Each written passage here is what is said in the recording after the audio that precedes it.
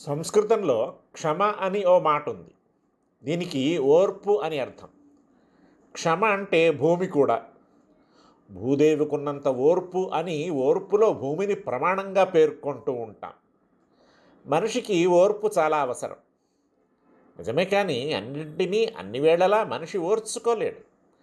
అట్లా ఓర్చుకోగలవాడు మామూలు మనిషి కాదు. వాడు నిజంగా మహర్షే అంటున్నాడు నీతికారుడు. శ్రేష్టంతు భూయాత్ క్షమతే సమంతు లోకాపవాద భయాత్ హీనం యస్తు క్షమతే స మహర్షి సమో నరో జ్ఞేయ.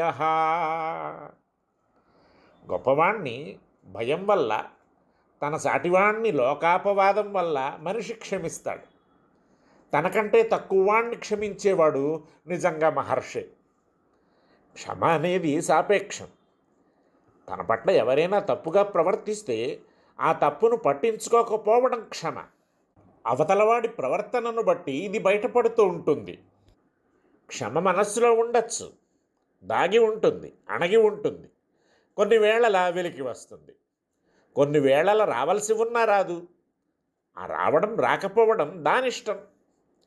అట్లా దాని ఇచ్చకు దాన్ని వదిలేయకుండా బుద్ధిమంతులైన వారు ఆ క్షమను తమ అదుపులో పెట్టుకుంటారు. దాన్ని వెలికి రప్పిస్తారు, ఎదరిపై ప్రసరింపచేస్తారు. ఇది మనిషిలో ఉన్న గొప్ప గుణం. అయితే ఈ క్షమ ప్రవర్తించడానికి కొన్ని సందర్భాలు ఉన్నాయి. ఒకడు నీ పట్ల మహాపచారం చేశాడు, దానివల్ల నీకు కలిగిన కీడు ఇంత అంతా కాదు. అట్లాంటి వాడి మీద కుత్తుకబంటిగా కోపం రావడం, వాణ్ణి ఏదో చేసేయాలనుకోవడం అసహజమేమీ కాదు. అయితే ఒకటి, ఇంత అనుకున్నా వీడు వాణ్ణి ఏమీ చేయడు. ఏమీ చెయ్యలేక ఆ అపకారం చేసినవాడు ఆషామాషివాడు కాదు. వాడి ముందు వీడు ఏనుగు ముందు దోమ. అపకారమే జరిగింది తనకి, కానీ ఆ చేసినవాడు సామాన్యుడు కాడు. ఓర్వకేం చేస్తాడు? ఇది ఒక రకం క్షమ. ఇంతకంటే మరో దారి లేదు. మరోడున్నాడు, వీడు తన వంటి వాడే, అన్నిటా తనకు ఉజ్జి అయినవాడు. వీడు ఒక అపచారం చేస్తాడు. నిజానికి వీడితో తలపడవచ్చు పర్యవసానం ఎలా ఉన్నా, కానీ మనిషిలో సహజంగా ఒక మెత్తనితనం ఉంటుంది. ఇది మెతకతనం కాదు.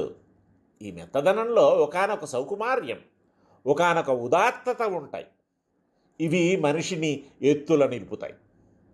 ఈ మెత్తదనం చేత తాను ఏమైనా ప్రతిచర్య కావిస్తే లోకం ఏమైనా అనుకుంటుందేమో అని ఓర్చుకుంటాడు.